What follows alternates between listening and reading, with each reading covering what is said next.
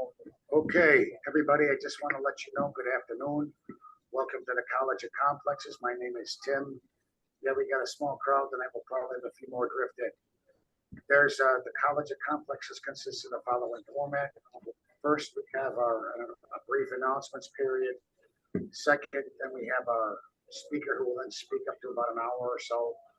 Question and answer period after that, and then after our question and answer period, we'll have our infamous rebuttal period, which we have many people come in and rebut for a certain amount of time. We will I will shut this down at about 7:45 since the restaurant closes at 8. And all right, Charlie, let's get started with the announcements. Okay, welcome everyone to meeting number 3,803 of the College of Complexes, the playground for people who think. Now, we maintain several email lists. You can see information on joining them, a meetup group, on our main page of our website, or else contact me personally and I'll put you on our internal mail list for updates, 1 or 2 messages a week only, no traffic.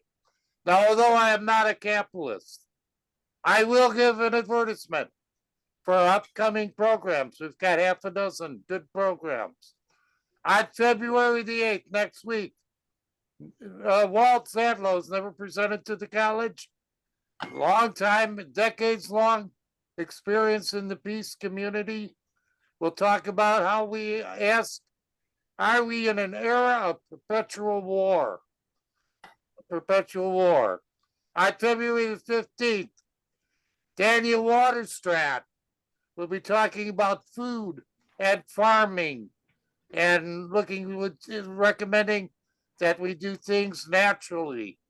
He's a librarian and researcher. On February the 22nd, we get a political analysis by Eric Mao, who asks, what is the national character of the United States? That leaves open March 1st and the 8th. If you'd like to speak, please send me a title and a short description, and we'll look it over. Charlie, I'm having trouble with the screen, so please bear with me. Okay. All right.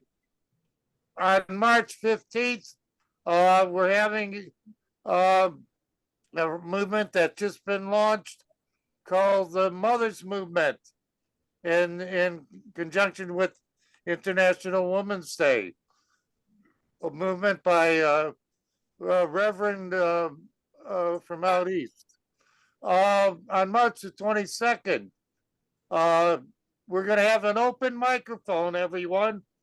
And you're going to have a chance. We have keynote speakers, 3 of them, followed by everyone in attendance. Will get to say what they think we should do today to make the world a better place. On March the 29th, Eric Mao will be returning with a talk about the wealth of the world. What all about the wealth in the world, who has it and who doesn't.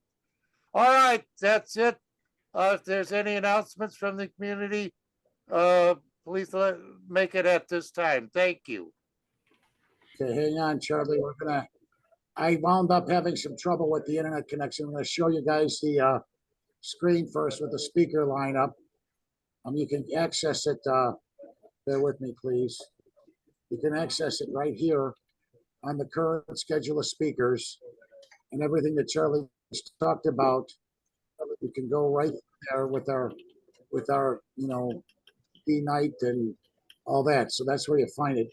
Just as another thing, I also want to make sure that you guys also know about our video archive where we have the camera here. We've got well over 10 years of presentations. There's still a few I'm missing, but I'm working on it, getting it taken care of. With that, is there any other announcements for the good of anybody else here or not? Okay, Dee, are you there? You ready to go again? Yes, I'm here and I'm ready to go again. Okay, you got a second Zoom thing in there, but that's okay. Yeah, that's a backup.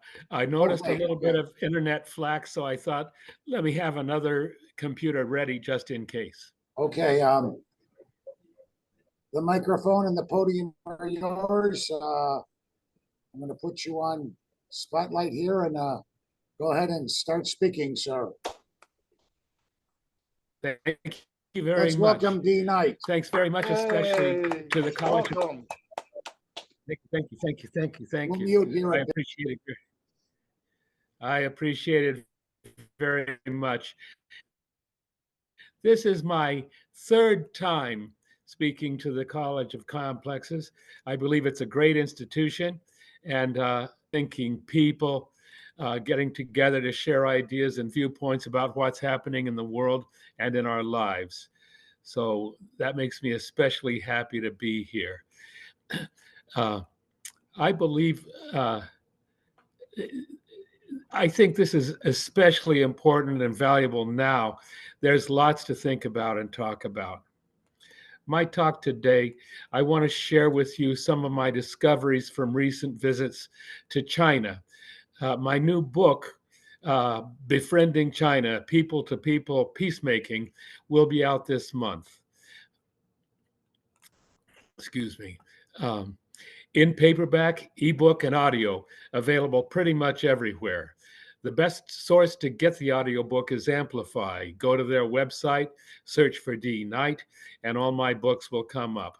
By next week, you should be able to pre-order Befriending China. Once you do that, I'll send you a free copy of the ebook. This offer applies to my other two books, A Realistic Path to Peace and my Whirlwind Lives. More later on that. Let me just double check here that I've got you right here. Okay. About China, it's really a wonderful experience to go there. I,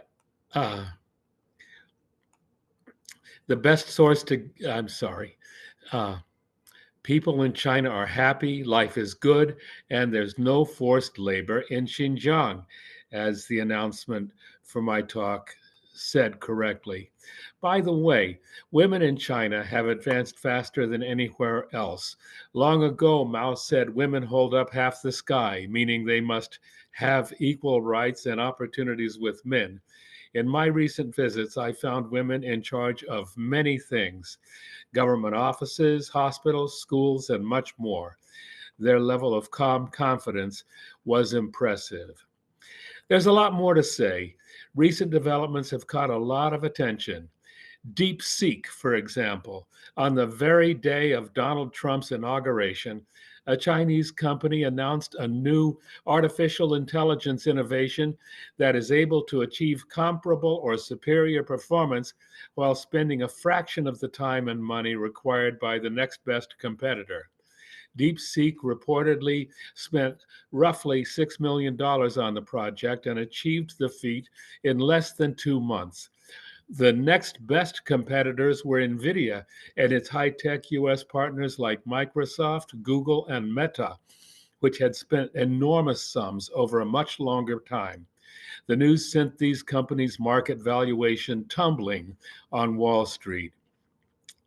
About RedNote, DeepSeek's accomplishment adds to a litany of other recent Sputnik moments, such as the Great American Red Note migration or the test flight of 2 sixth-generation fighter platforms, and so on. Celebrating the Red Note migration from TikTok, CodePink's Jody Evans says through interacting with Chinese citizens, new Red Note users have learned that the US government has been completely lying about China. Labeled TikTok refugees by Chinese netizens, local users have embraced the newcomers with open arms and a lot of humor. She says this cross-cultural moment has opened a vacuum for people-to-people interactions, allowing Chinese citizens to candidly share their thoughts and their lives with Americans who know little to nothing about China. What a concept. That's exactly the hope and purpose of my new book. It's a way to help Westerners befriend China. Going there is the best, but if you can't get a flight, let me and my resources tell you about it. Even I am on Red Note now, by the way, with lots of followers. Sources I use to keep up on China include the China Academy, a Shanghai-based news and research organization that invited me on my second visit last summer. They produced a pair of interviews with me that you can find online at dknight.blog. You can also Google the China Academy newsletter for amazing, excellent coverage of pretty much everything happening in China and between China and the US. Another important source is Friends of Socialist China, which has an excellent website called socialistchina.org. I'm on the group's advisory council. We organize or sponsor webinars and other events to help spread the word about good things happening in China, as well as bad things waged against China by the US government and mainstream media.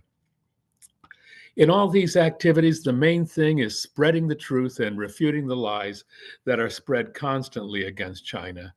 That's pretty much a full-time job these days. I hear the US government leaders and their media, to hear the US government leaders and their media stenographers tell it, China is the greatest threat in the world today. Why? Because it has been enormously successful, both at home and globally, and is therefore challenging US domination of the world. Imagine the nerve, becoming the factory of the world and providing almost everything we buy, whether in Walmart, Target, or Amazon, as well as trading with other countries. Outpacing the US innovation of all kinds, electric vehicles, high-speed trains, artificial intelligence, and much more. Real intelligence has been the key. That is, figuring out how to do things and providing free education to all its people, free health care, affordable housing, good jobs, and a harmonious society.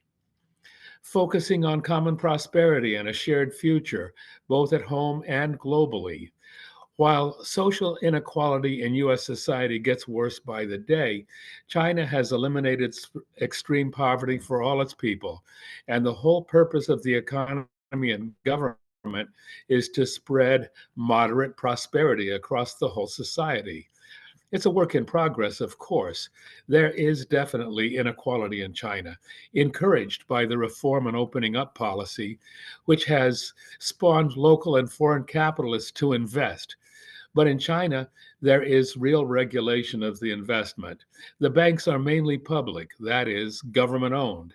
And, and And even though slightly more than half the economy is private, the state-owned sector, together with the planning system, has the job of managing the overall economy. That's one of the things that annoys China haters here.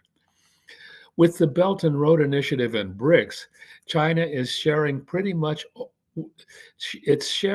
pretty much all the countries in the global South. That really annoys the US leadership. Imagine allowing countries around the world to trade with each other in their own currencies instead of depending on the dollar, and institutions like the World Bank and the International Monetary Fund, which have lured all the poor countries into strangling debt and permanent poverty. For US leaders, this means war. That's why the US has surrounded China with military bases, warships, missiles, and constant threats and harassment, as well as tariffs and all that. The US has about 400,000 soldiers and sailors deployed in the Far East, preparing for war against China. These young people are sitting ducks,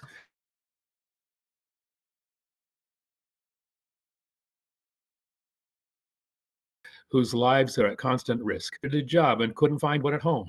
My friends in Veterans for Peace have organized a campaign to help them learn their rights. They've organized an appeal for redress to make it possible for rank and file military people to contact political leaders asking to be demobilized or to become conscientious objectors.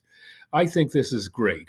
It's part of people-to-people peacemaking and maybe one of the most important ways to stop the war machine. China's military budget is a modest fraction of the gargantuan U.S. war budget. However, China's preparations to defend itself are serious. It recently demonstrated a supersonic jet fighter that caught the attention of the Pentagon, to say the least. And its Navy is now the largest in the world, but mainly for non-military use. Trump has made it seem as if China owns the Panama Canal. What's this really about? More Chinese ships use the canal than ships from the US or any other country. China has built ports for trade across the globe, as well as railroads, highways, and bridges. The bridges in China are amazing. I visited a bridge museum in the mountainous inland province of Guizhou. That's north and west of Hong Kong and Guangzhou. That province now has 50 of the world's 100 highest bridges, most of them built in the last decade.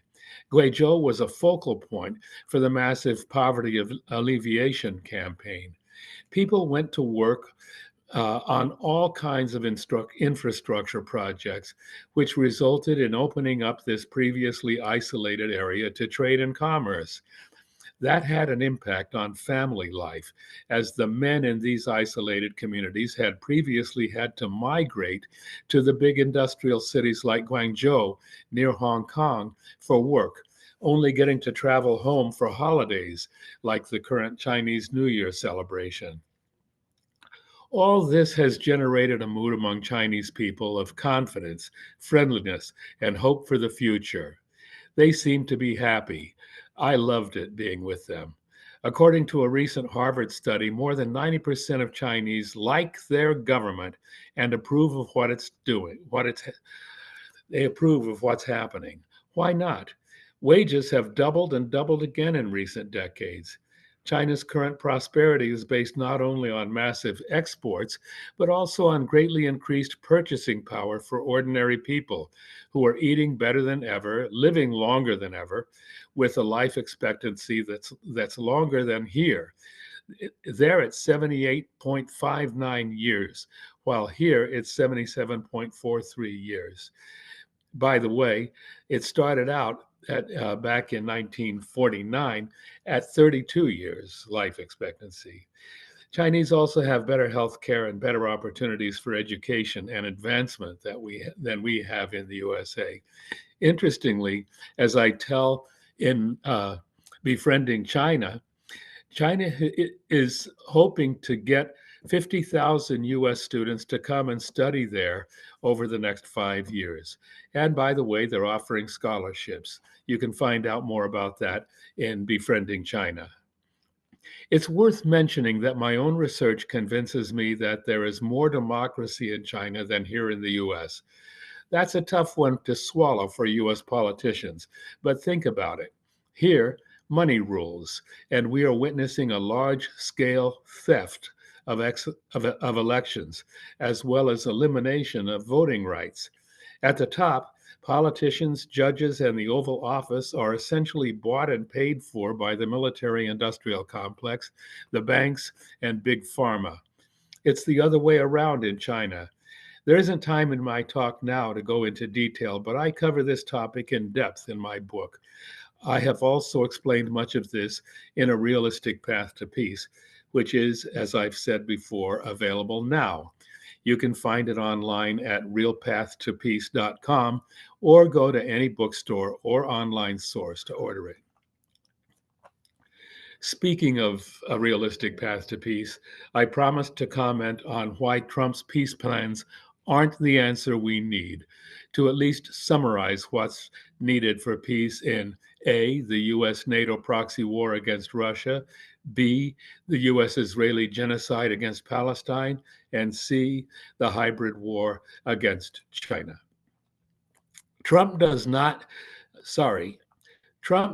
get some credit for letting the Israeli leadership know a ceasefire had to happen. It proved that once a US president said stop, Israel had to stop. It could have happened a long time ago. Now, of course, the main question is, can the ceasefire hold? Trump has already started fantasizing about beachfront property in Gaza and making calls to the leaders of Egypt, Jordan, and Saudi Arabia, hoping to find a way to move the Palestinian people off their land. That is not likely to work, especially since the resistance of the Palestinians and their allies made it impossible for the combined US-Israeli genocide to achieve its goals. It doesn't mean the US and Israel have given up, but neither have the Palestinians and their millions of supporters everywhere. The Zionist lobby and their clients in DC can try to make it seem that solidarity with Palestine is somehow anti-Semitic, but it doesn't change the fact that the unholy alliance of imperialism and Zionism is not likely to continue for very much longer. In Ukraine, the US NATO effort to use Ukrainian fascists as a battering ram against Russia has backfired. In my book, I provide extensive documentation that the whole thing was a big lie from the beginning, going back at least to 2008, when George Bush insisted that Ukraine would become part of NATO. That reversed an official US promise back in 1991 that NATO would not move 1 inch east after the collapse of the Soviet Union. Since that time, Zbigniew Brzezinski's dream of breaking up Russia has been the guiding principle of US policy in Eurasia. My book documents the heavy-handed way the US engineered a fascist coup in Ukraine back in 2014, then NATOized Ukraine's fascist-led armed forces to terrorize Russian speakers who made up a third of the country's population. The rest has played out horrifically on the battlefield and in the halls of Washington and Brussels. In spite of endless billions of dollars and massive shipments of US and NATO weapons, the sad result has been a war to the last Ukrainian, with Russia poised to achieve a military victory. Meanwhile, the economy of Western Europe is in shambles after the US bludgeoned its EU and NATO allies to impose sanctions against Russia, which backfired like a boomerang. Europe has lost its source of inexpensive energy and is now largely dependent on much more expensive liquid natural gas from the US. Trump declared he could end that war in a day, but seems to have bumped into a more challenging reality. His talk of getting Russia to go along with his idea of a ceasefire, either the easy way or the hard way, as he likes to say, is mainly big talk, also known as bluster. He's trying to bully the Europeans to raise their military budgets to 5% of their overall economy at a time they're already gasping at the costs of their disastrous, slavish vassalism to US war policies. Neither Trump nor the NATO allies are serious about recognizing Russia's reasonable concerns for shared security in Europe and an end to the sanctions. The difference is that Russia holds a decisive advantage on the battlefield and economically has withstood Western economic pressure, shifting its economic focus east and south. Meanwhile, the US has been trying to stampede its European vassals to join its hybrid war against China. It's a tough sell, since China has been a lifeline economically for struggling European economies. That's not likely to change.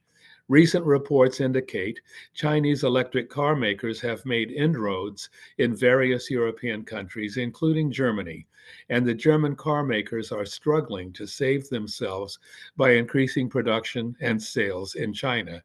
They are, in a very real sense, learning to face the reality that it's better to do business and make peace with both China and Russia. Part of the message of both A Realistic Path to Peace and Befriending China is it's better to be friends than enemies. For much of the world, this idea is gaining traction.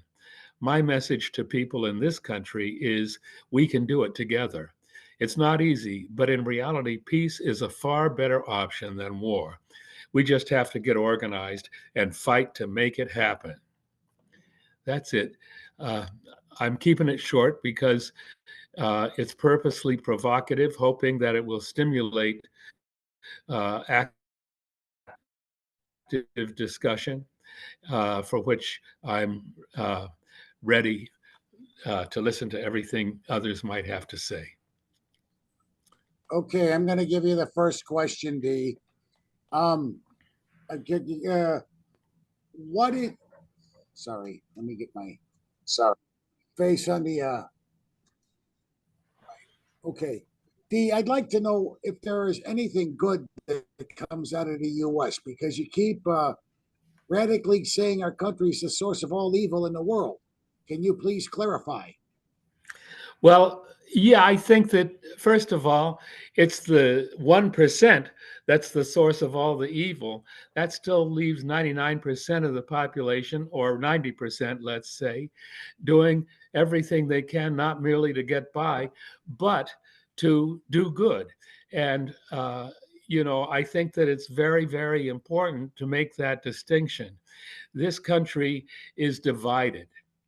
And while it's true that Trump won the elections and he won it on a totally racist platform, and the Democrat platform was not any better at all. But that doesn't mean that the bulk of the population is bad. Quite the contrary. People are doing everything possible, not only to survive and get along, but also to figure out what the heck is happening and how to make things better. Okay, Francis, go ahead. You just raised your hand on mute and ask the next question. Okay, well, I think, yeah, as you say, Dee, Russia is winning this war and will win this war, and they'll end up with at least 4 oblasts in Ukraine. And this represents an ignominious defeat for the US, for the European Union and NATO, which, of course, is a very dangerous situation because you don't know how these crazy politicians will react to having an ignominious defeat. What's your prospect for NATO in the future? There are splits. Hungary and Slovakia are not happy with NATO. What's your thoughts on NATO and the survival of NATO? Well, I remember that the General Secretary of NATO back, I think it was about a year and a half ago, said if we allow Ukraine to lose, NATO will be finished. NATO should have been finished 30 years ago. It was founded back in 1950 with the idea of organizing mutual defense of Europe and the West against the USSR. The USSR collapsed in 1990 and 91. And at that time, there was actually serious consideration, certainly among many, if not the US government, that NATO would be over. Its purpose was no longer valid. Instead, what happened is it expanded exponentially from 12 original members. It's now up to, I believe, 31 members.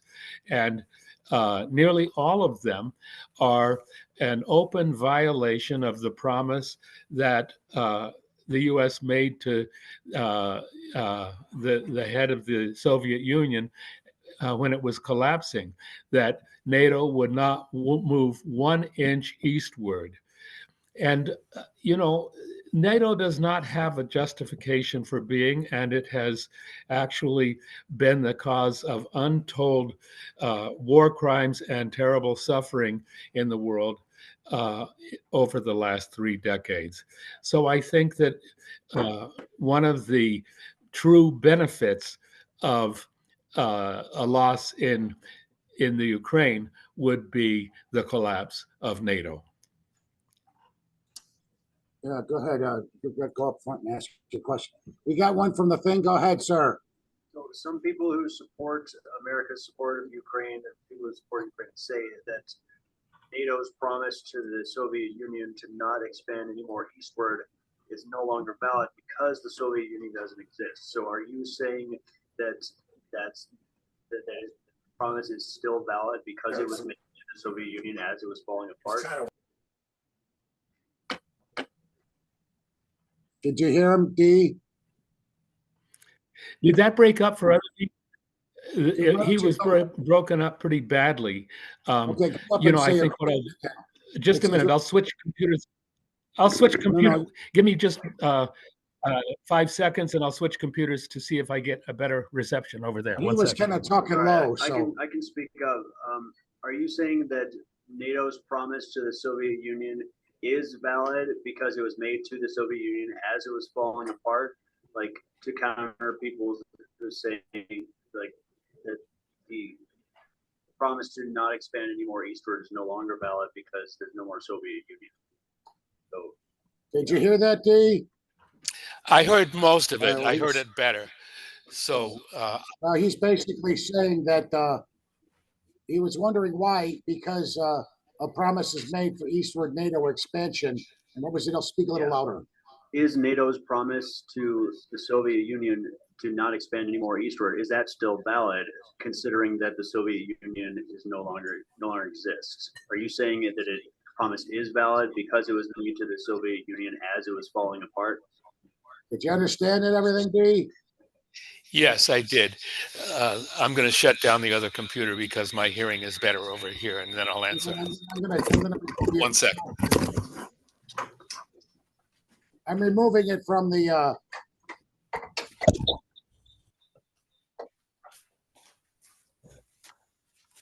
okay, Dee, I just signed you out. I just signed you out on the other system, but you're good to go now. I'm good to go. So this is an interesting question. The suggestion seems to be that because the promise was to the Soviet Union, that perhaps the promise was no longer valid after the Soviet Union ended. That's kind of a tricky way of saying that it's okay to refuse to honor a promise just because the enemy has collapsed. What has really happened is that the United States has continued the policy that was established in the mid-90s by Zbigniew Brzezinski, which was and remains to break up Russia. Just because the Soviet Union collapsed, it wasn't really enough for the neocons.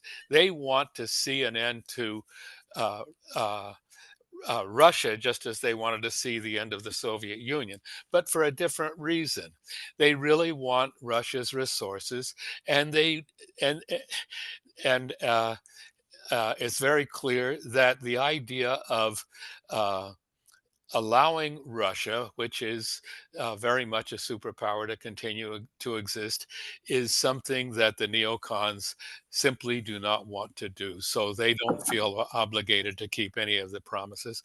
And they're using NATO as a battering ram against Russia. And they're also using it against China, even though its formal name is North Atlantic Treaty Organization. Okay, Charlie, go ahead. Then we'll get Yes. Yes, you spoke that people in China are basically happy with the increased prosperity and increase in income. However, I've spoken at the college on these Foxconn factories of 5,000 employees or more that make laptops and computers and appliances, as well as the Mattel company, which is contracted with 100 Chinese companies to make toys, in which it doesn't appear that working conditions are exactly ideal. I'm not certain. Did they at all discuss? Are the people, the young people who are steered into these positions, particularly happy regarding them? Well, a lot of the information that you've just mentioned um, is fairly dated. And as I mentioned in my remarks, wages have doubled and doubled again in recent decades. And, it's also very, very important to realize that nearly all of the coverage of China in the mainstream media is twisted and skewed. Um, and the the working conditions of Chinese workers have improved very dramatically in the last 30 years. So that's one thing. And the other, I mentioned in my talks, the careful research done by Harvard researchers about the general level of uh, of of people's contentment, and it's so vastly higher than here that uh, it's a source of embarrassment for us here. But it makes sense, the the Chinese government is a socialist government that's dedicated to serving the interests of its base, which is the workers in China. And while it's true that in 1978, under the new leadership of Deng Xiaoping, they instituted the reform and opening up policy, which very blatantly said to uh, investors in China and outside China, come in. We've got cheap labor. We've got a huge market. You're going to make $1 zillion and you're going to have a huge market. That's what happened. And it actually took a couple of decades of development for China to really adapt to be able really to defend the rights of the workers. But certainly by the 2000s, the conditions of workers in essentially all Chinese factories improved dramatically. And as I say, wages, uh, they've gone up by 10% a year now for about 30 years. Do the math.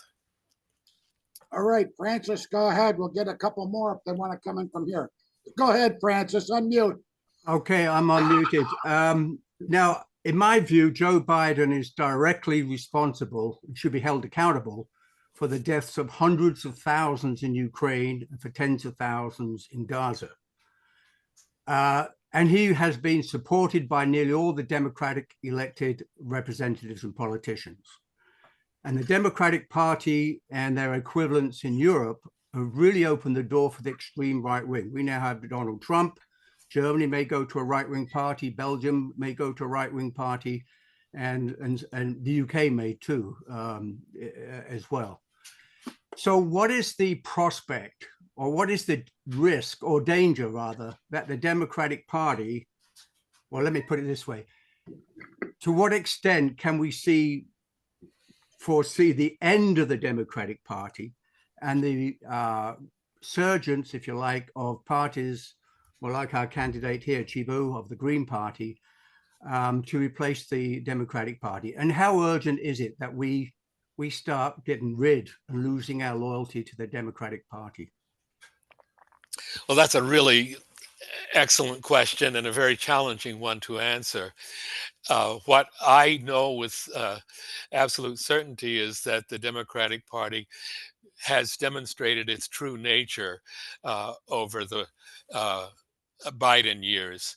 It wasn't much to begin with, but it is essentially the same. It's part of a duopoly, and we have a enormous challenge to rebuild democracy in this country. And of course, the Green Party is part of it. There's a lot of non-party people of all stripes. There's a real question whether we can make any change through elections right now.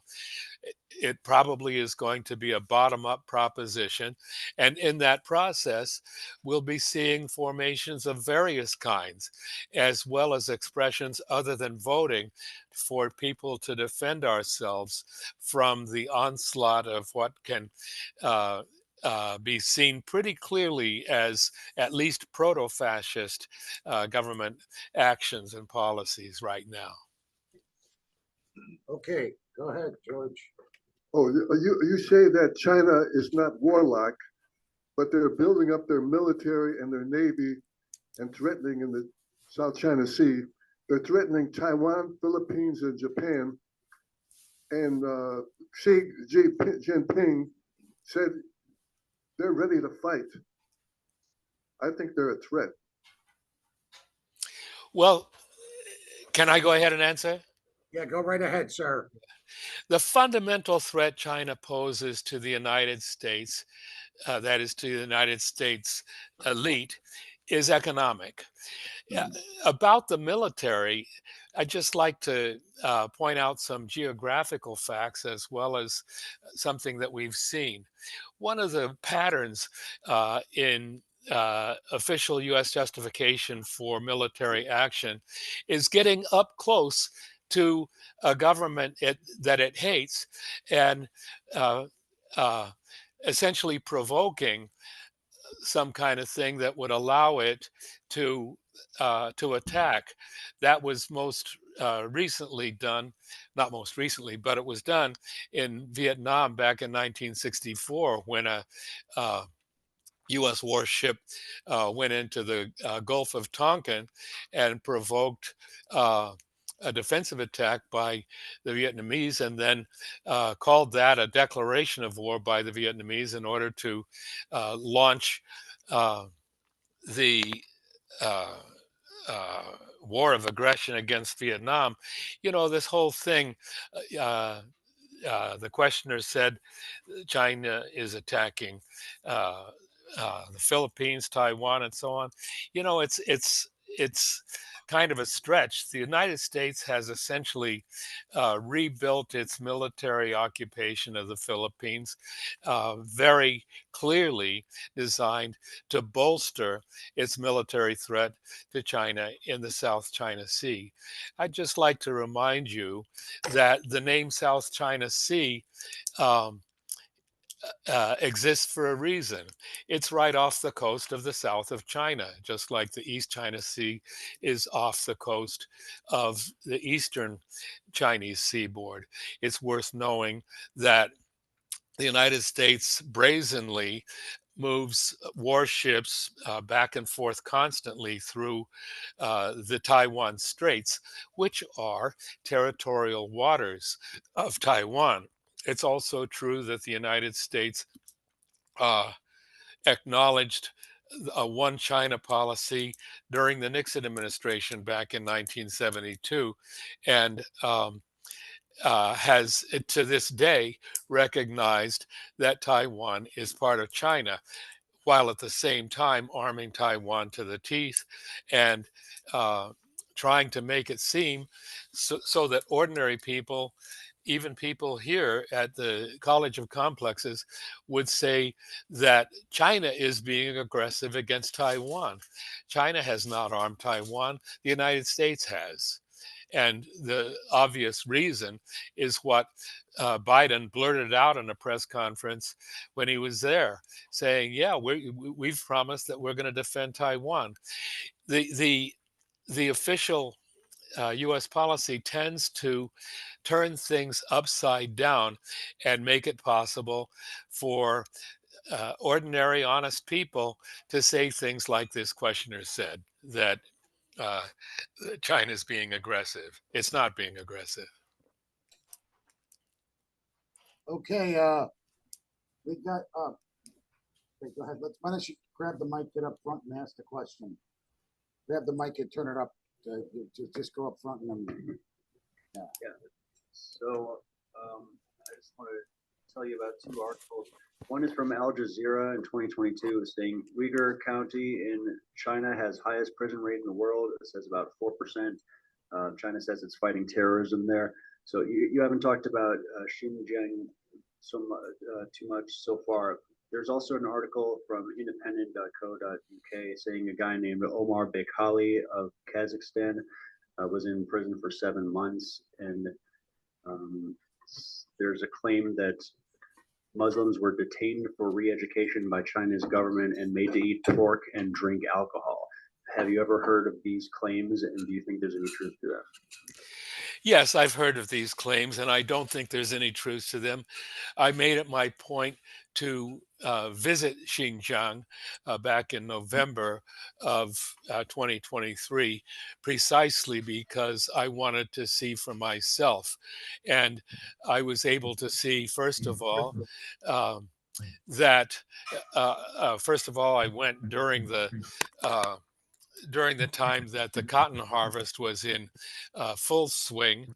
One of the great accusations was that China uses slavery in the cotton fields in Xinjiang. I witnessed the harvest taking place with U.S.-made cotton harvesters. I did see small groups of trimmers, contract laborers who were cleaning up the areas of the cotton fields that the big combines could not reach. But there's no slavery. I also interviewed a young woman working in the very big bazaar in Urumqi, the capital of Xinjiang, whose English was excellent. And I asked her, how did she learn it? She said she learned it in a training center, the same centers that Trump's first Secretary of State, Michael Pompeo, had said were detention centers. You know, the whole Uyghur genocide thing is fascinating to me. You know, it's true that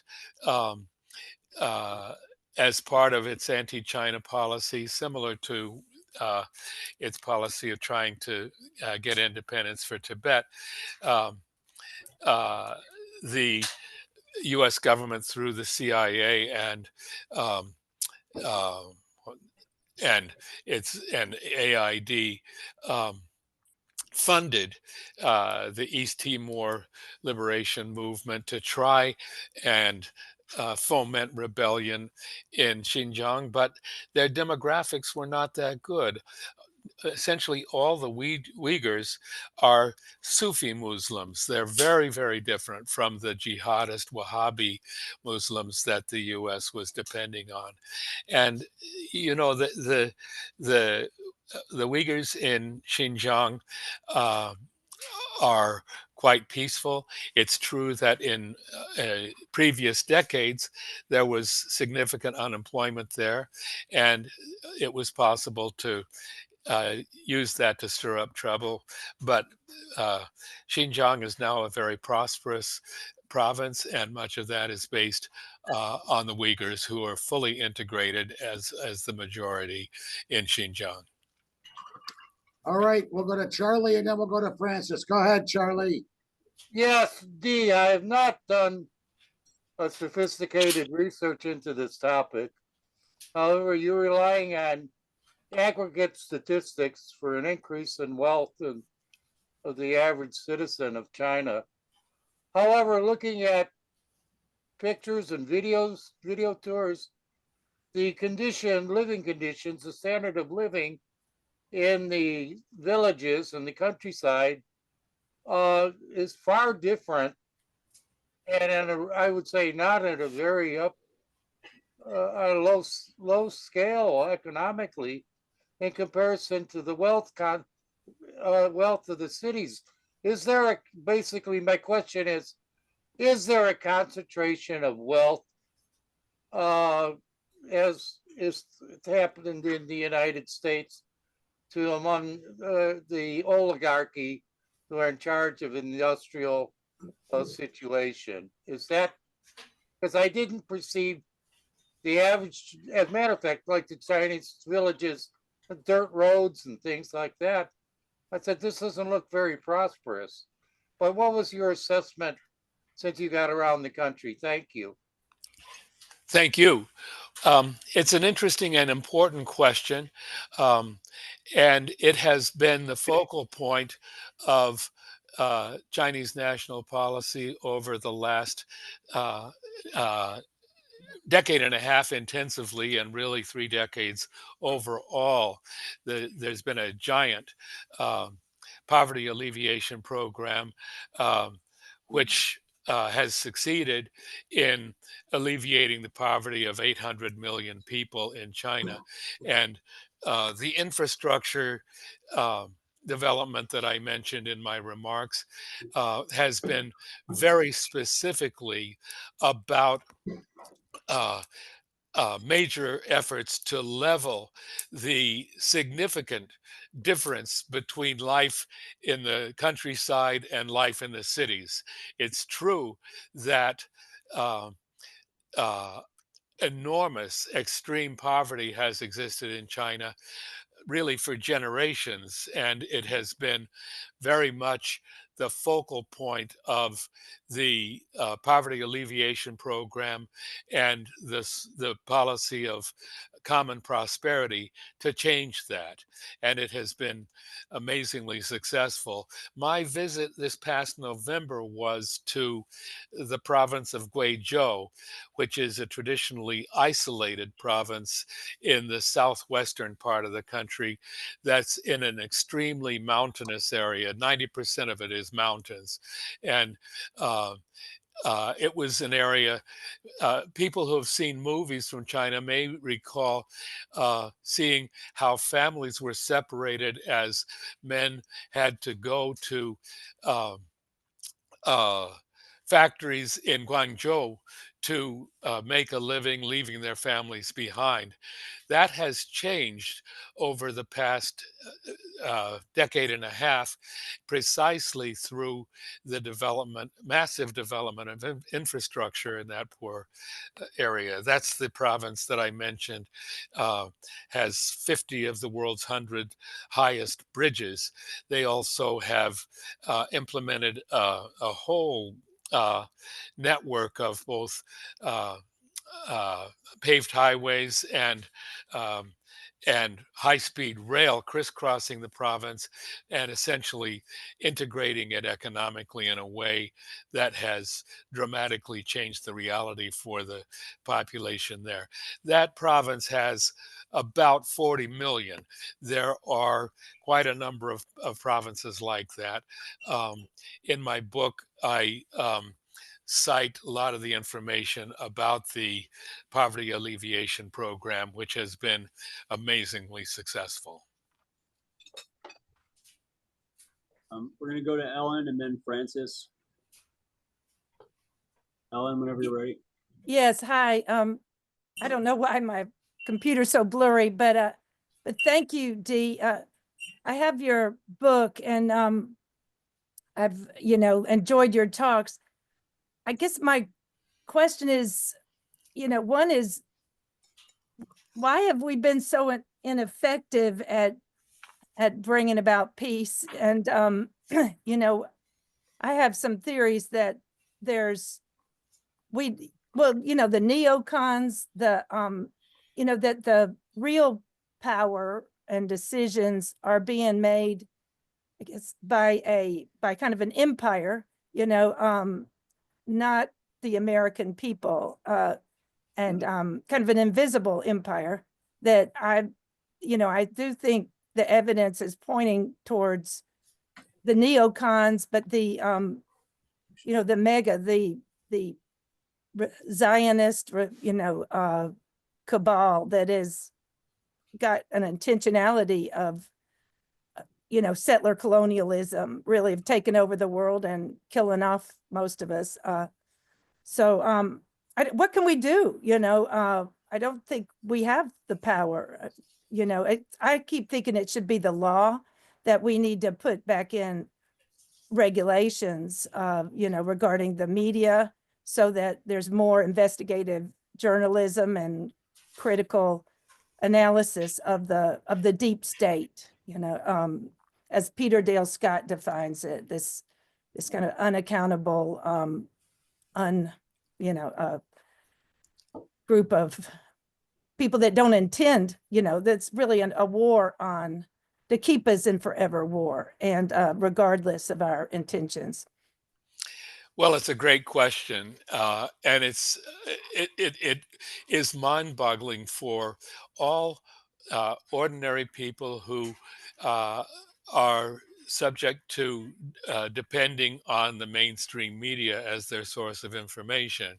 Unfortunately, we're the victims of a big lie policy from the top right through the major media. And as I mentioned in my remarks, it's almost a full-time job just sorting through and finding the truth. And it is absolutely true that a cabal of uh, big state conspirators who see their job really as guaranteeing control of the world's energy supplies as their reason for existing. And how they do that is really quite amazing. The lengths to which they'll go to protect American dominance of energy supplies globally, as well as control of um, the choke points of commerce, whether it's the Suez Canal, the Strait of Malacca, or the Panama Canal. It really is mind-boggling because it has nothing really to do with ordinary people. We don't want to dominate the world. We want to live in a world that's at peace. But as Ellen has said, we have been in continuous permanent war for the last 30 years. And really, it has continuously been about controlling especially the energy supplies, but also forcing compliance with what Blinken famously called the rules-based order. And it's really up to us to put a stop to it. It is a challenging job. We've seen, for example, that the tens and hundreds of thousands of people who mobilized against genocide sponsored by the US government and waged by Israel against Palestine, we've been called anti-Semitic. It's anti-Semitic to oppose genocide if it means opposing Israel. Well, that means that we have to continue to fight and mobilize, and we also have to fight for information that is really true, as opposed to the big lies. Okay, I'll get you in a second, Francis. Go ahead, George. Go ahead. Why is there so much starvation in socialist countries? That's an interesting question.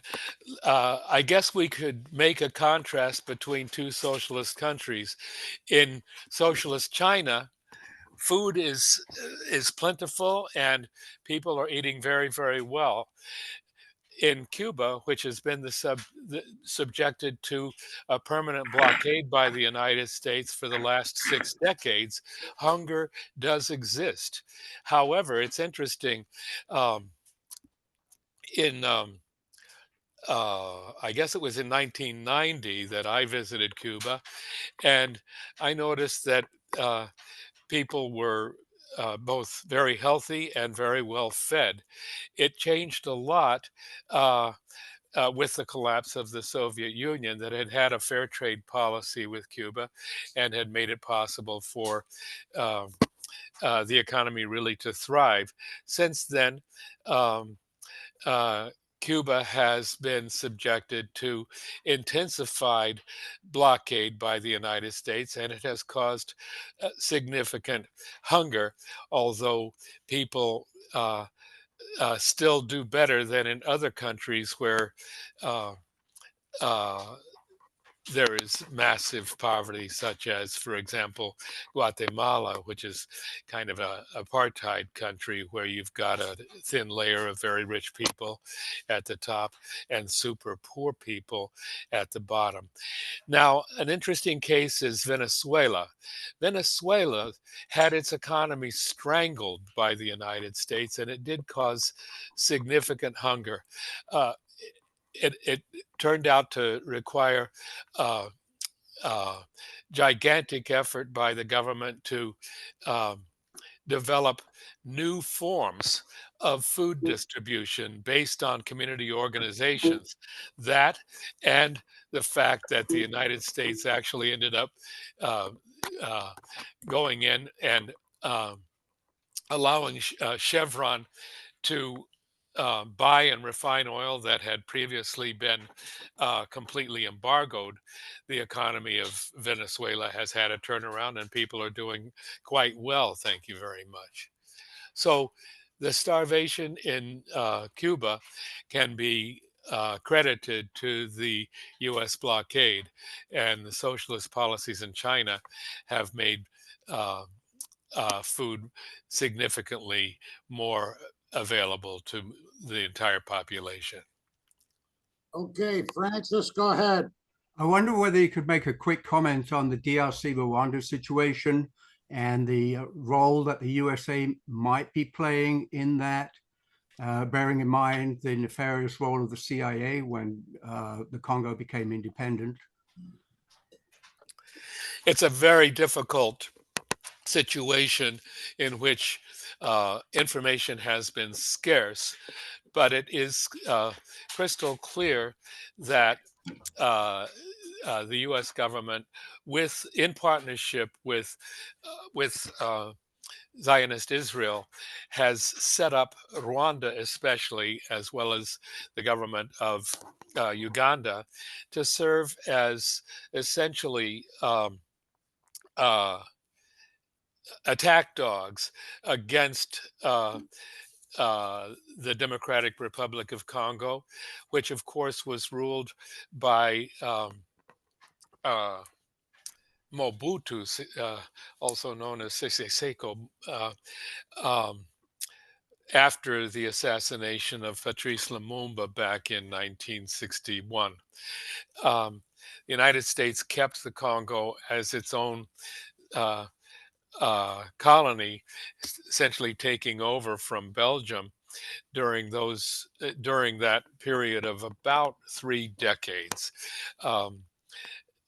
After Angola got its independence, they were able to support a return of Lumumba's forces that were able to overthrow the Mobutu government and reestablish the Democratic Republic of Congo.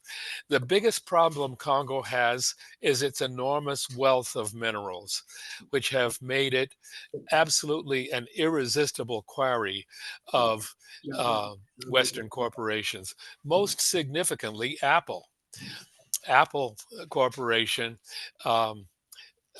uses the precious minerals in Congo as part of the iPhone. Interestingly, they depend on scavenger mining, and it's absolutely horrifying. But in fact, your question about Rwanda and Uganda is at the core. They're used really, as I said, as proxies to continue to destabilize Congo and make it possible to get those minerals. Okay, is there any more questions from anybody? Either, I have some questions. all right. Let me go ahead and speak loudly, sir, and we'll get you next. Go ahead. Now, if there's any kind of conflict, it won't be just the U.S. and China. It will be, on our side will be Japan, the Philippines, South Korea, Singapore, even Australia. So this is not just a U.S. versus China. This is US versus the free countries of Asia. Well, I think that you're right, with the exception of Singapore. Singapore will not be included in that alliance, and it's an alliance that is, in effect, an extension of the NATO alliance.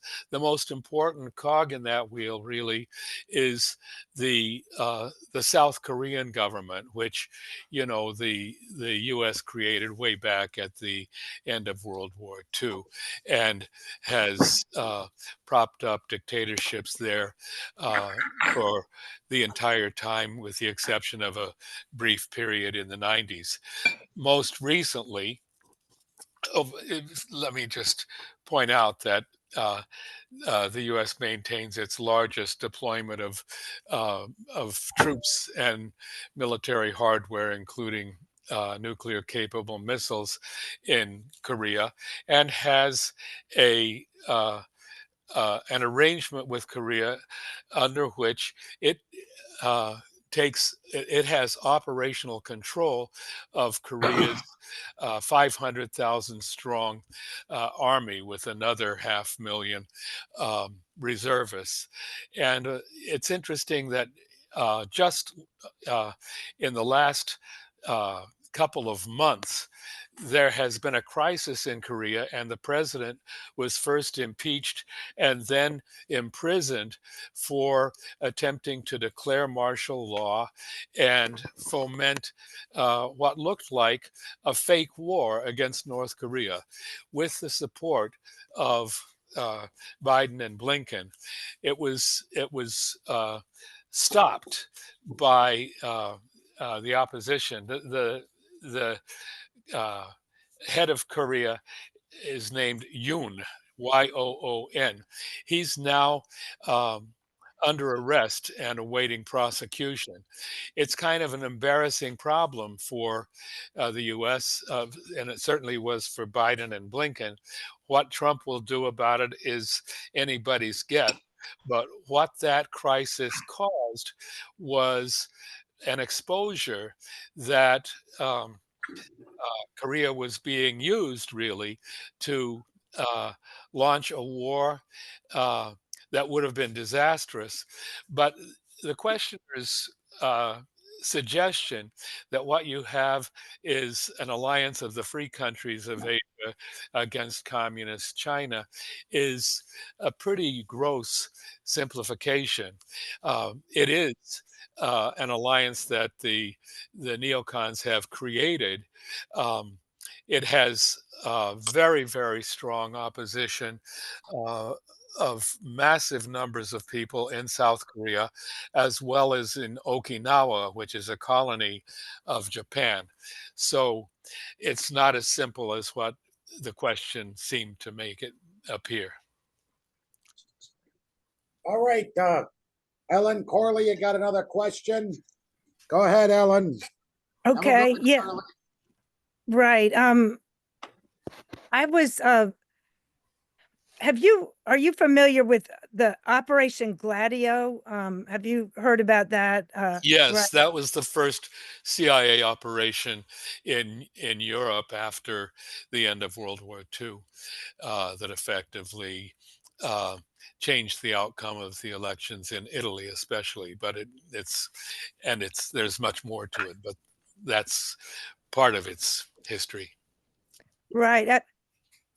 There's a good documentary. I think it's Nazis in the CIA and Eyes Wide Open. These are on YouTube that, expand the idea that there was a plot to bring about the Fourth Reich, basically through the use of the strategy of tension, a lot of false flag attacks, but it's a leave behind army, but with the design of going against communist Soviet, Russia, China.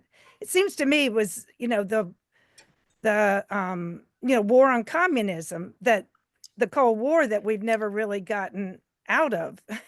Even, they just keep playing the devil's chessboard there. And we need to figure out how to expose this Cold War Robert Perry wrote me that we need a congressional question- commission on the Cold War to explain it, as Americans don't know, if we could really get to the heart of the, Right. that we're not who we say we are. You please get to your question, Ellen. Well, That I was- just, That Mhm. was a question. I heard it as a question. Okay, Thank okay. But go ahead if there was more that was a question, please. no. I certainly have an answer. Yeah, I'd love to hear your answer to that. Thank you.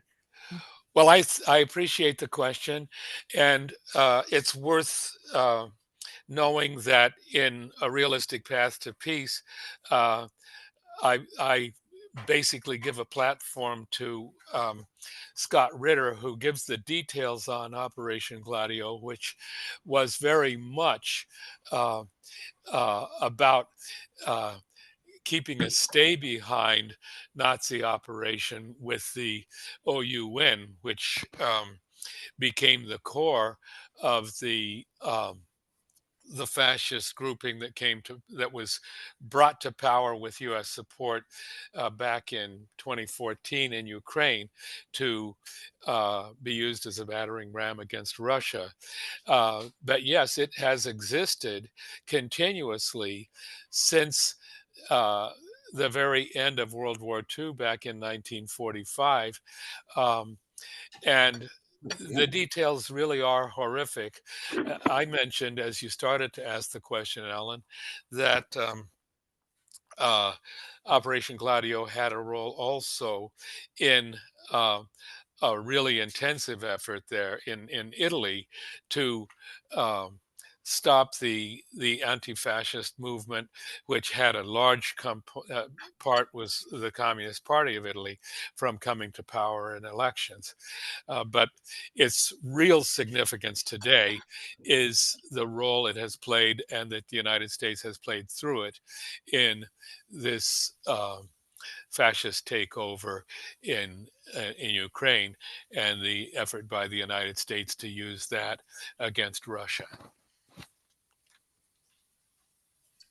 Okay, Charlie, go ahead. Yes, at our other satellite campus of the college, one of the regular attendees has spoken on this at least 10 times, and he functions as someone who purchases replacement parts for machinery through Grange outlets like Granger and so forth, if anyone's familiar with them. And he maintains that the replacement parts manufactured in China, he's gone over and over again, he says are worthless and inferior and have nothing like those that were manufactured in the United States or other countries. Did by any chance did this topic come up? The quality of goods coming out of China come up as a discussion during your tour? That's an interesting question. I I had a period in my young life in which I ran a car repair shop in Yonkers, New York, and we used Chinese parts and OEM uh, first generation original parts interchangeably, and found that the quality of the Chinese parts was not, repeat, not inferior. It, it's a tough call. Um, and as far as my uh, recent experience visiting China, the answer is no. I did not encounter anyone talking about the quality of parts, although um, last summer when I visited, I met and had some good conversations with a German engineer who had worked as a consultant for years in Chinese electronic factories in the south of China. Uh, when we met, he was there as a tourist, just getting a chance to get to know the rest of China. But his observations were that Chinese standards were high, that they they had been accused, certainly by China haters, as copycats because they insisted, as part of the deal from allowing Western investors in, that uh, uh, that the Chinese partner would have a 51% controlling ownership of any joint venture, and the right to domesticate the technology. And uh, I think that that itself is a sign that the Chinese were very interested in uh, both getting the best technology and using it in the best way. And the recent um, deep seek uh, news suggests to anyone who's looking at it objectively that Chinese innovation and development, as well as industrialization, is at least as good, if not superior. That's especially true in electronic vehicles, but it's also true in train technology, metro trains, et cetera, et cetera. So I would say the answer is no. Okay, I got one more question for you, Dee. Are you got a question? Go ahead, sir. Do I step up here? Yeah, it would be probably better. Go ahead. Can you hear me okay? Yeah, just speak a little louder. Can you hear me okay now? Yeah, we can. Okay. So we've been speaking a lot about the US as the current global superpower, and seems historically like there's generally been a global superpower, and with it come lots of abuses of that power. What is your potential vision of the world if the US is not the superpower? Do you feel like it's possible for whoever takes that place to avoid those abuses? Is there something particularly abusive about the US? Or is it just the fact that the number one power tends to abuse that power? I think that's a very good question. And it's difficult to make predictions, but it's worth pointing out that what seems now to be replacing the unipolarity of US hegemony is what's called multipolarity. There is not an evident desire of, for example, China to replace the United States as a global hegemon. Over and over, the Chinese leadership says specifically, we don't want that role. And the recent development of BRICS, the coalition of somewhere between 20 and 40 countries around the world, including a large majority of uh, the countries of the world, of the population of the world, um, has been to establish a consensus mode of decision making. It is definitely true that China has the biggest economy in BRICS and is the guarantor. The two big international banks that bolster BRICS are both based in China. The New Development Bank, also known as the BRICS Bank, as well as the Asian Infrastructure. Um, what is it called? Asian Infrastructure Bank. Both are huge and were largely brought into being by China pulling its resources out of treasury bonds. But the thing that China has been offering is what they call common prosperity and a shared future. And that was very much on display at last August's big BRICS summit in Kazan, Russia, where numerous countries around the world were welcomed into membership in in BRICS. The United States does not want to lose control of the world economy because it's overwhelming uh, uh, unequal share of world wealth is based on this control. The other countries um, uh, seem to have a significant interest in a more equitable way, both of sharing resources and um, cooperating in decision making. And certainly the BRICS countries have wanted to make the United Nations more workable, while the United States has developed a reputation as the spoiler, as the veto power at the United Nations. So I think there's hope that a replacement of unipolarity with multipolarity will be good for the world and certainly good for peace. All right, Ellen's next, and then last call for questions before we go to rebuttals. Right.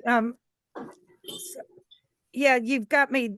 I guess one question is the biggest question is how can we get out of the way, get America's role in sabotaging peace and, truth and justice around the world. I mean, this is like the Security Council. There's just questions like why do we have this veto power at the Security Council that that can trump the will of we it's like we're above we've got immunity from prosecution or being called out as kind of a Nazi kind of operation.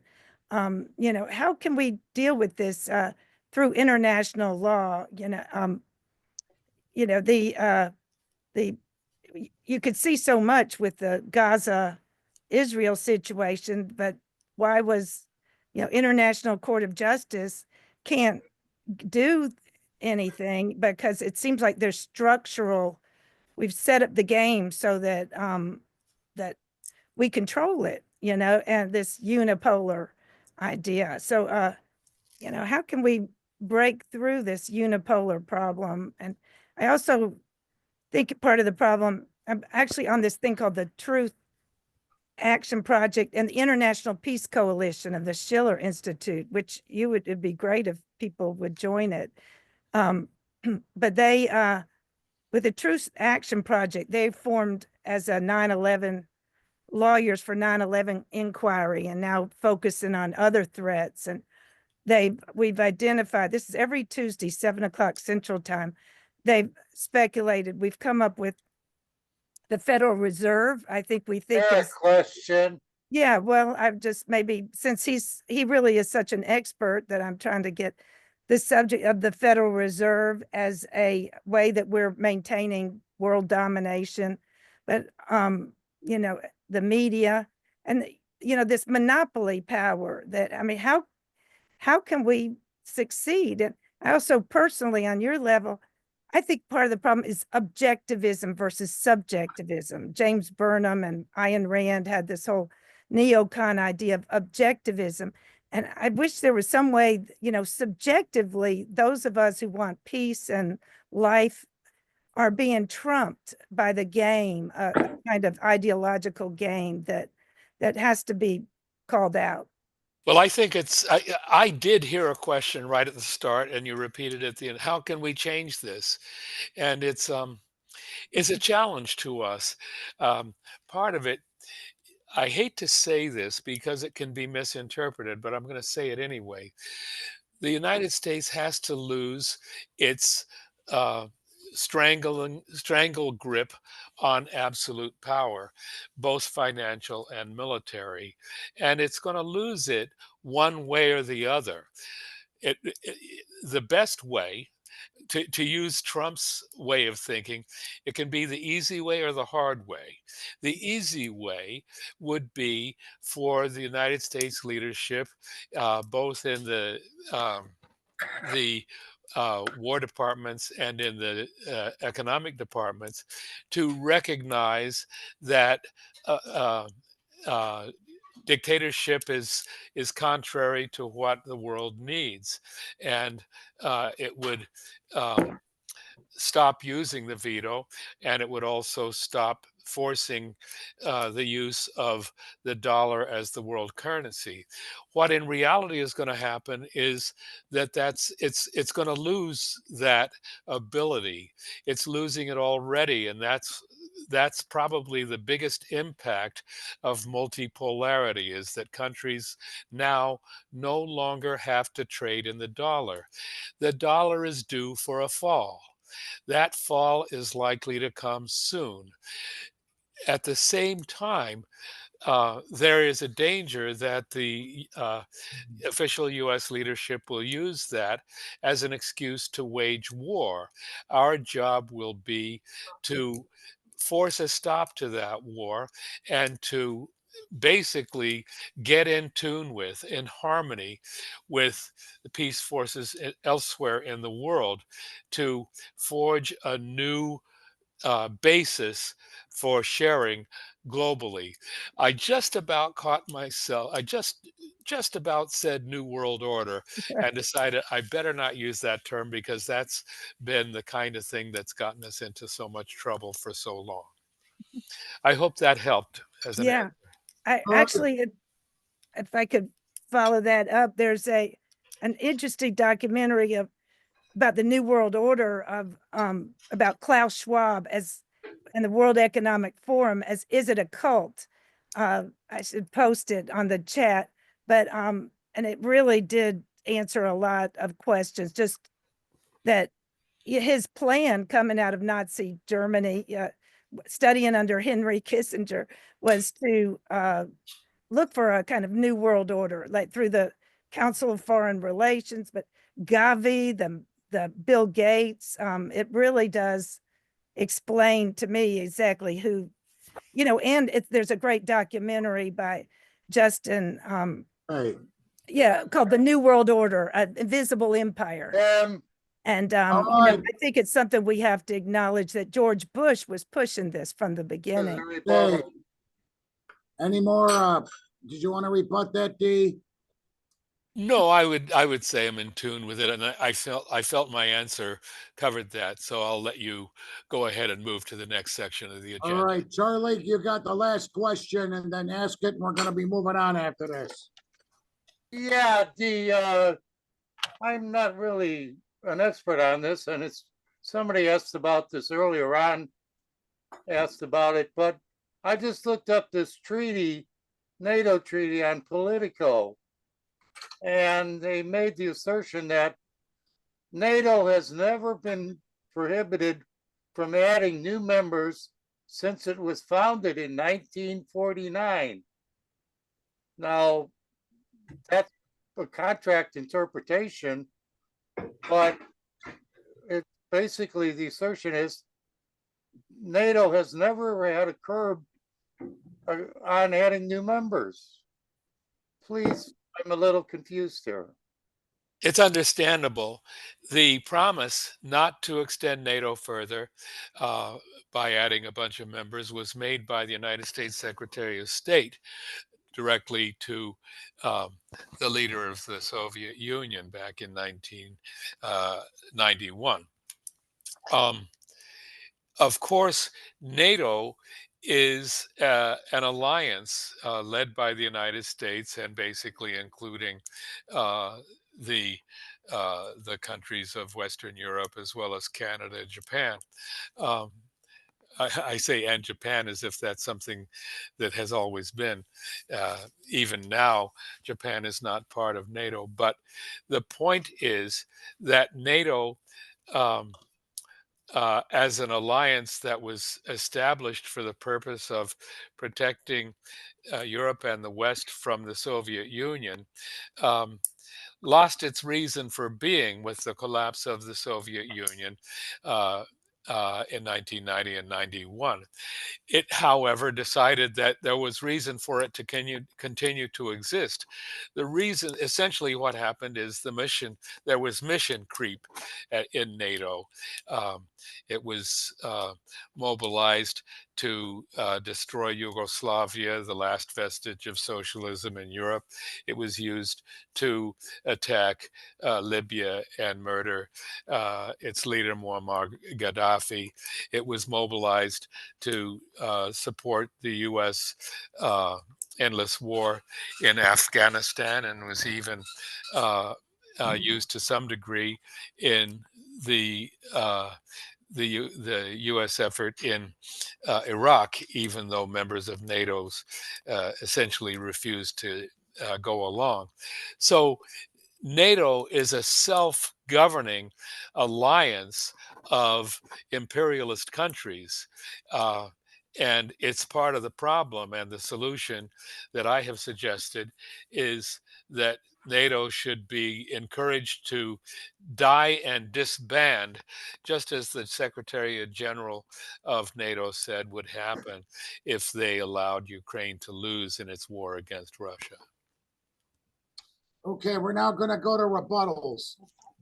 Let's thank our speaker tonight, though I do strongly disagree with him myself, but I'll make that clear in the rebuttals. All right, we're going to give everybody 5 to 6 minutes tonight, so be prepared and use your time well. I hope everybody will have a good, succinct speech tonight.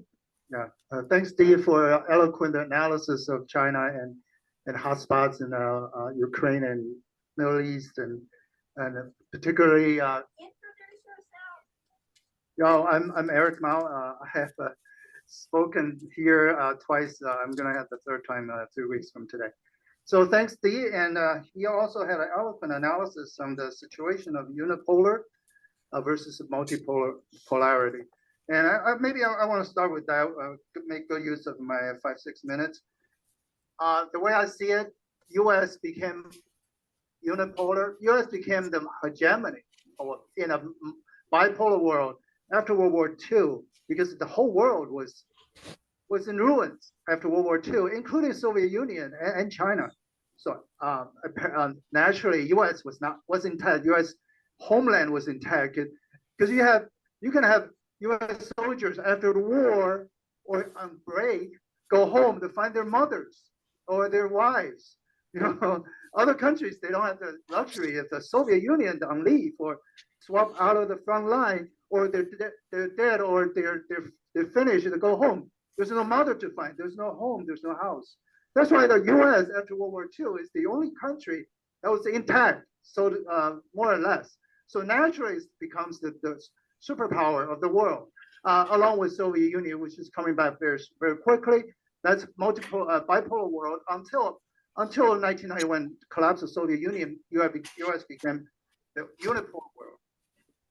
But that's not a natural state, because it's a big world. And also the other countries, it's been, in 1991, it's been like 40 years, 40, 50 years since the end of World War II. Other countries, they already had an industrial base, and they're coming back. They're recovering and restoring their economic industrial base. So U.S. from the sole industrial power to one of the many industrial powers. So the relative power, it's going to diminish. It's relative. So furthermore, China is coming back after their reform and open policy. So naturally, U.S. is not going to be unipolar world. The unipolar world is going to change. U.S. hegemony is going to it's going to diminish. It's going to go away. So the question is it going to be another unipolar world, or with another unipole? Probably China. That's not how I see it, because like I said, the unipolar world is not a natural state. And China is, as far as I know, their intention. Let me give an example. If I talk about intention, you can say, well, it's kind of subjective. If you give you an example, you have IMF. That's the international financial structure set up toward the end of the World War II. That's today's world financial architecture. So China, about 10 years ago, 12 years ago, started the BRICS, like Dee mentioned. BRICS, the structure, this is an example, a relevant example. The point is the structure of BRICS is different from IMF. IMF U.S. is veto rights. The way it is structured, the individual member countries subscribe to the whole capital. You have a share your country. The biggest one have the most say. The way it's structured, it gives U.S. the veto power in IMF. In what's it called? Bretton Woods. IMF is part of Bretton Woods. So U.S. has a veto power in IMF and World Bank.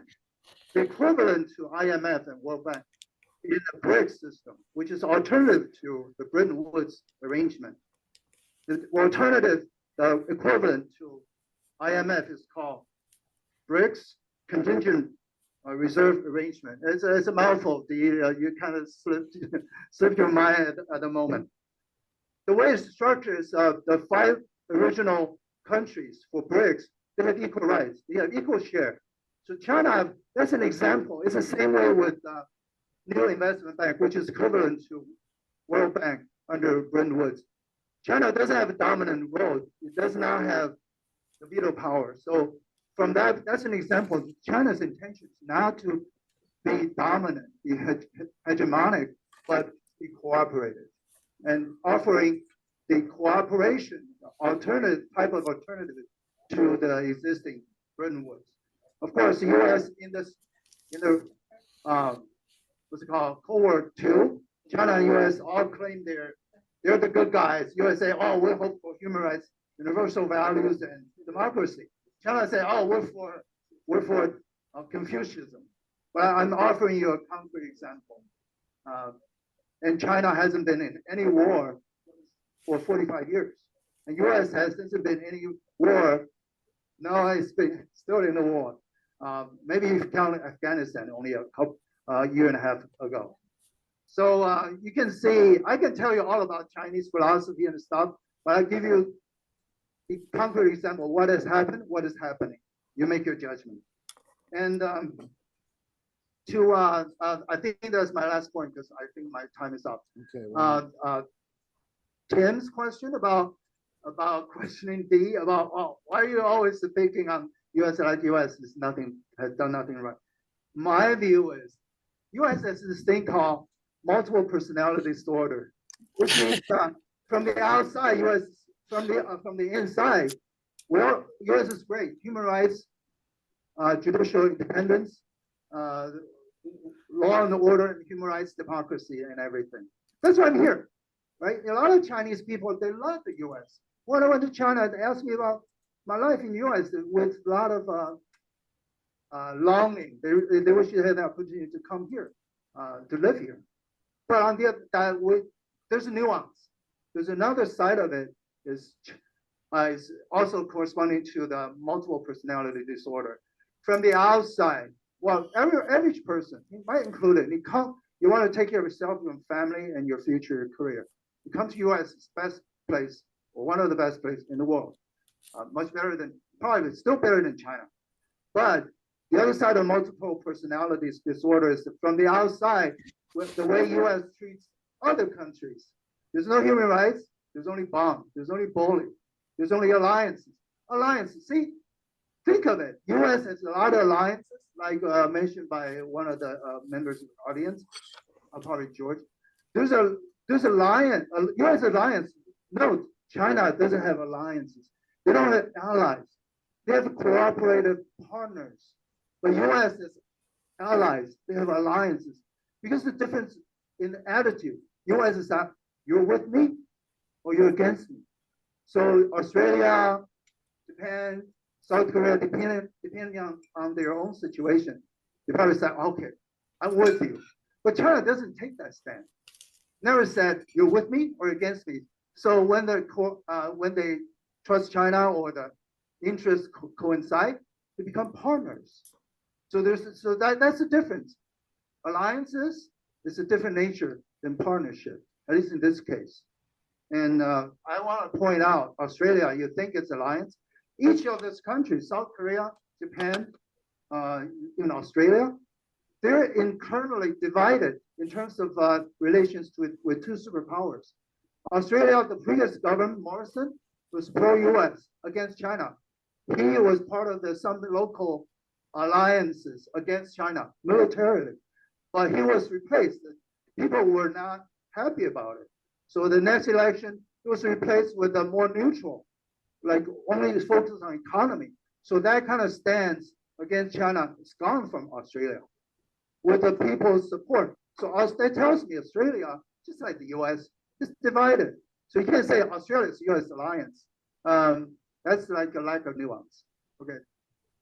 Thank Okay, you. George, you're next, and then we'll go to Francis online. Go ahead, George. You got 5 minutes, sir. My name is George. Whether the island nation of Taiwan, a democracy just 100 miles off the coast of China, will be invaded by its gargantuan neighbor, this raises issues that transcend the Far East and come directly to America's front doorstep. If China attacks Taiwan, will the U.S. honor its 46-year-old treaty obligation to help defend its longtime ally and be dragged into a conflict that could ignite World War III? Does the U.S. still have the means and will to wage a full-scale war so far from home against China, a global military economic powerhouse with the largest fighting force and biggest navy in the world? I think China is warlike. I don't, whatever this author says. Does the U.S. Navy have enough assets to deploy to the South China Sea, given its obligation in the Middle East and other global hotspots? Would the U.S. homeland be vulnerable to sabotage and terrorist attacks waged by covert Chinese agents who have already slipped across the southern border and are waiting instructions from Beijing? 30,000 have come over illegally. Why? And how would such a war impact American households dependent on the uninterrupted flow of $506 billion a year worth of must-have Chinese imports, from smartphones to clothing to toys to lithium batteries to everyday medications? Chinese President Xi Jinping, who has been China's all-powerful ruler since 2012, and who clearly sees himself as the Mao of today, speaks of a China ready to fight.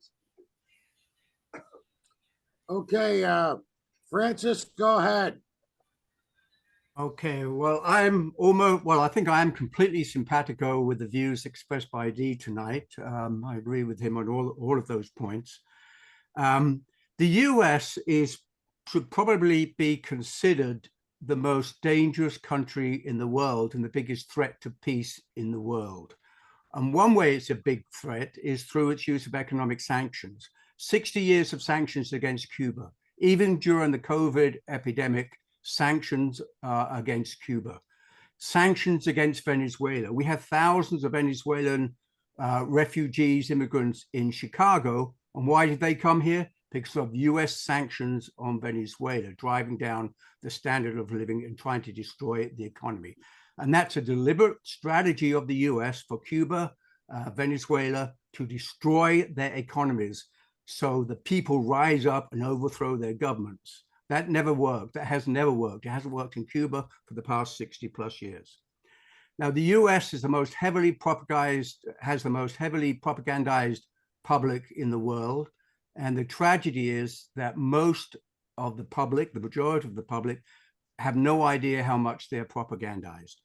And what's really disappointing that even among so-called progressives and even sections of the left, if you take the Ukraine issue, for instance, the majority of progressives and many on the left believe the BS that's put out by the government, by the administration about the Ukraine conflict.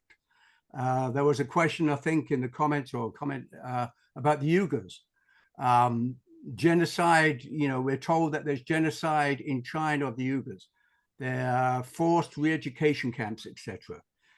I just want to say the actions of the CIA since the Second World War and continuing today, it's almost impossible to overstate the nefarious actions that the CIA takes throughout the world.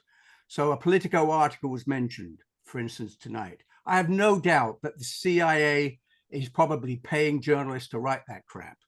The CIA have a reputation of actually paying journalists, and a lot of journalists have made their career from getting information from the CIA.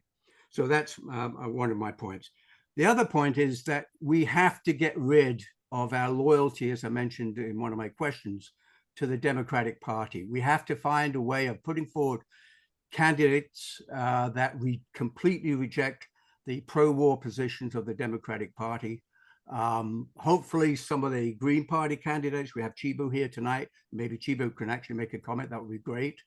And we should support those kind of candidates if she is anti-war and pro-peace. And I guess that's really the only points I want to make. We really have to change things in this country, otherwise this country will go downhill. We spend so much on the military, that it's impossible to get Medicare for all, for instance, which we're almost desperate for. We have to have Medicare for all. That's all I want to say. Thank you very much. Okay, Ellen, you want to go next? Go ahead. Okay. Yeah. Thank you. There's so much I want to say. One would be if Frank Lawrence could give a talk, that would be great. I think my biggest complaint is I haven't been able to give a talk here for almost 5 years now, because I spoke out about the pandemic, and that is, according to Charlie, will get us removed from YouTube. So to me, the censorship of topics like, was the pandemic was a psychological operation, just like 9/11 was, it was a takeover. I've been reading about this, since I realized 9/11 was an inside job, and gave my first talks on, you could go back and see, on the deep state, on the Illuminati. But, at some point you get labeled and they won't let you talk anymore. I think it's controlled. I know it is, by the FBI, as we know from the Twitter files, has gone through and removed people that tell the truth about the cabal who is bringing about the New World Order. And they pick our presidents, they pick our Congress. And that's why we have to identify exactly who they are. And the latest scholarship on the 9/11 truth movement that nobody knows about because it's not covered by, that's the requirement of the media, as this cabal censors those who tell the truth or question the big lies. And we are removed. That's why we're all, you got Tucker Carlson mentions he's not vaccinated. He has to go and start his own show. I was arguing with my boyfriend tonight that I tried to send Michael Yaden video around. I'd gotten it in 2020. This is a guy from Pfizer who said, back then, that there is no pandemic. He was the head of R&D for Pfizer. And, I just sending his video to YouTube on Facebook, but on LinkedIn, got me permanently removed from LinkedIn because I shared truth, and this is against a community standard. This is, YouTube will remove you, for all of this. This is why we, don't have, especially, I didn't have problems initially just talking about 9/11, but once you identify it as a criminal state, an operation by a invisible Nazi Gladio state, then you will be removed. And if you did have the evidence to try to get it into a court to prove that these are state crimes against democracy, which is what, David Ray Griffin and Peter Dale Scott, and intellectuals, Ola Tonlander, talk about. Then you will, that doesn't make the news. That's why this free speech forum had such possibilities for me, because all we need is a free speech forum. But it turns out we don't have free speech. That's why I gave a talk on free speech movement at Berkeley. And the reason they needed a movement is they weren't allowed to talk on campus about the war, and it turns out the research I've done, Michael Parenti was, speak out against the war, got beat up and sent away. Just like now, if you are a Palestinian talking about Gaza, you will be beaten up and taken away by our police state. The big threat is we are a police state now. And I saw Francis Boyle, who should give a talk here. He was writing, everything makes more and more sense now. He wrote an impeachment against Bush. And one of them was for the police state, bringing about a police state. That's what we need impeachments for, not, whether or not, Biden was going to not send military, to NATO or whatever, that we have got a corrupt operation, on how governments are run. We are run as an invisibly Nazi dictatorship. And that's, when I first heard Oliver Stone said it and Sidney Blumenthal said it, that 9/11 was a coup d'etat, and then Kennedy was a coup d'etat. And I'm like, oh, well, we know that we don't, but the truth is that's what it is. It's an invisible coup d'etat. They, by who? Israel, Zionism. The more you research, it goes back. People have to read Greg Felton, the host and the parasite, about, that the way the parasite works is a synonym of the Mossad and the CIA working together as a mafia operation. But there's synonym, like I would contend, Charlie Paddock, that if I say something, I'm anti-Semitic. Get me off the ballot. And that's why I was removed from the Green Party. I was on the ballot in 2020, because they needed somebody on the Green Party from my district. Then after writing down a 10-page thing, which I would like to send to everybody, of why I wanted to run, was to expose this corrupt deep state of who we are. I thought that would give me the platform, but I was 2 weeks later informed that they picked somebody else, and she called to tell me why. It's because I'm anti-Semitic. All I said was, I am pro-Palestinian. I mean, shouldn't we all be? But does that make you anti-Semitic if you're anti-genocide? This is an obvious, you know exactly who they are by who they're silencing and why they silence them and about what. I have found documents from 1948 showing that the state of Israel is called Atrocities in the Holy Land, that was presented to the CIA, that their strategies, they have documents proving it, was to put biological warfare labs into Palestine to poison the water. This is what the state of Israel has been planning since the revisionist Zionist Zeev Jabotinsky, who Rahm Emanuel's father and Benjamin Netanyahu's father worked for, the Likud party. They are a terrorist extension of Irgun terrorist army, the Stern Group. This is who we are financing, a terrorist operation on the world. And why doesn't America know this? Why does Charlie Paddock censor me from talking? I get 3 minutes here, but the self-censorship that just builds up when this is called the strategy of the strategy of extension, but the spiral of silence. Okay, then when that Nazi Germany, it's been proven that the people stopped talking because nobody knows what to talk about, because we've been totally diseducated, miseducated, maleducated, dumbed down, and with plus with putting vaccine virus spike proteins in our brains. The people who tell us Okay, what's so going you're- on all are right, Ellen, removed from their Ellen. platform. We have to get the platform away from the Ellen. CIA and the Mossad and Charlie Paddock and Tim Bolger and all the quislings that are going along with him. He's putting this guy in 3 times and this guy in 3 times. Ask him, why don't we stand up and have a little revolution in this one little room? It's not possible. If we can't pull it off in this little room, how can we pull it off worldwide?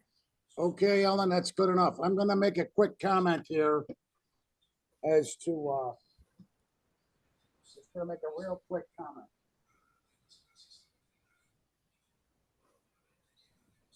Ellen, there is one reason why you haven't been asked to speak here again for quite a while. It's that your speeches are very disjointed and make no sense. If you come up with a good outline and maybe get to a couple of Toastmasters meetings, we would probably love to have you back, but it's just nothing but a bunch of ramblings. And it goes from one point to another. That's why you haven't been speaking. And of course, the Green Party turned you down because you were wanting to use it as a platform for your own views and not representing the people. That's what my thoughts are. All right, let's go to our next rebutter. Really scary. What? That is really scary. That is exactly what a Nazi quisling would say. No, Ellen, I don't think it's what a Nazi quisling would say. It's my own opinion after watching you for quite a while.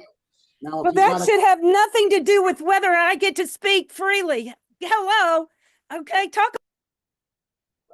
All right, let's go. Wake up, talk about censorship. Well, your opinion should not determine. It's like the editor of the newspaper gets to screen out what gets reported. You know, Well, that can't be the opinion of the Project Mockingbird media to screen All out right, those who Ellen. tell the truth. This is 1984. This is exactly what I've been saying. All right, Charlie, you're next. All right, I'd like to thank Dee Knight. Thank you for a very nice presentation on situation overseas and regarding war and peace in the world. Certainly an important topic. And I certainly, the situation in China is one that is going to generate significant ongoing discussion as it has already. I just wanted to say one thing in general. I put together a very elaborate and researched this topic on the history of the factory. And why do I bring this up? Well, it turns out the beginning of the Industrial Revolution in 1760, it took about 100 years for Great Britain, the United Kingdom, to become fully industrialized. Subsequent to that, the United States took about 75 years to become an industrialized nation, a major world economy. After that, we saw Japan, which took about 50 years to become an industrialized nation. And subsequent to that, we see China coming along. I think it probably would be a process of about 25 years. All I'm trying to say is, I don't think the industrialization, I don't know, is there a cap to this? China has the largest workforce in the world of 700 million people, I believe. But this is a process that it's going through. Is it looking to expand even further? Apparently that's the thought given by the plans coming out of the Central Committee of the nation, that they want to see continued growth by expansion and overseas markets, China Road and things like that. But anyhow, I don't think there's anything miraculous. All I'm saying is the industrialization of China feeds the pattern that economists have discovered regarding nations as they go through the process of industrialization. Thank you again, Dee Knight. Please come again when you got another one in you. And always an interesting talk. And it's a pleasure to see you again. Thank you. Thank you. It's been a pleasure to be here. And I appreciate both the patience and the debate. I look forward to seeing you again, and I hope to see the recording of this event. Bye for now.